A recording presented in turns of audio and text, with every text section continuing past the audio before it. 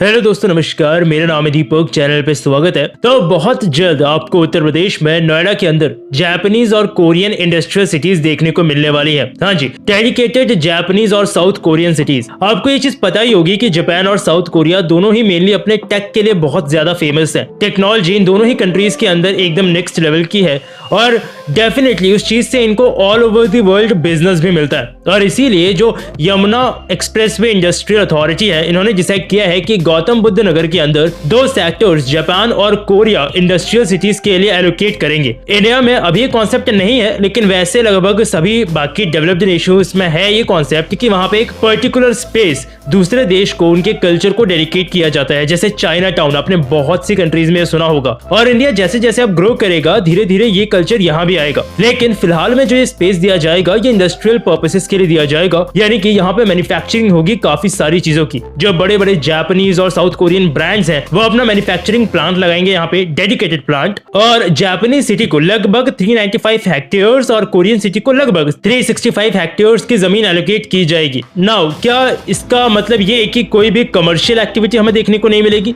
ना, मिलेगी। 13% land specifically allocate किया जाएगा कमर्शियल पर्पसेस के लिए ही। ऑब्वियसली ये कॉन्सेप्ट ऑलमोस्ट वैसा ही है जैसे गल्फ कंट्रीज भी करती हैं कि दूसरी कंट्रीज से लोगों को बुलाती हैं, अपने वहां रोजगार देती हैं और फिर जो प्रोडक्ट्स बनते हैं वो कंट्री भी इस्तेमाल करती है और बाहर भी एक्सपोर्ट करती है। डेफिनेटली अगर कोरियाई या जापानीज पूरी डेडिकेटेड सिटीज होंगी तो जो जापान और कोरिया के लोग आएंगे उनके रहने के लिए कमर्शियल स्पेसेस होंगे और उनकी फैमिलीज में बच्चों के लिए स्कूल्स, पार्क्स, हॉस्पिटल, ये सब कुछ होगा। और डेफिनेटली कोरियन या जापानीज थीम्स के ही malls, proper commercial entertainment centres, ये सब कुछ बनाया जाएगा। लेकिन इससे फायदा इंडिया को भी बहुत मिलेगा क्योंकि यहाँ पे प्रॉपर मैन्युफैक्चरिंग हो रही होगी बहुत सी चीजों की, वो चाहे इलेक्ट्रॉनिक्स आइटम्स हो, सेमीकंडक्टर्स हो, एसी हो, टीवी हो, इवन गाड़ियां। कई साउथ कोरियन और जापानीज ब्रांड्स इस वक्त इंडिया में हैं, तो अल्टीमेटली वो चीजें इंडिया में सस्ती होंगी, हम लोग उनको एक्सपोर्ट भी कर पाएंगे और इंडियंस को भी एक नए कल्चर को अपनी ही कंट्री में एक्सपीरियंस करने का मौका मिलेगा। और ऑब्वियसली इंडियंस भी उस जगह पे विजिट कर पाएंगे, नए लोगों से मिल पाएंगे। और जापान और कोरिया भी मोस्ट प्रोबेबली ओके ही है इस चीज को लेकर के, क्योंकि डेफिनेटली पता है उनको भी कि इंडिया बहुत बड़ी मार्केट है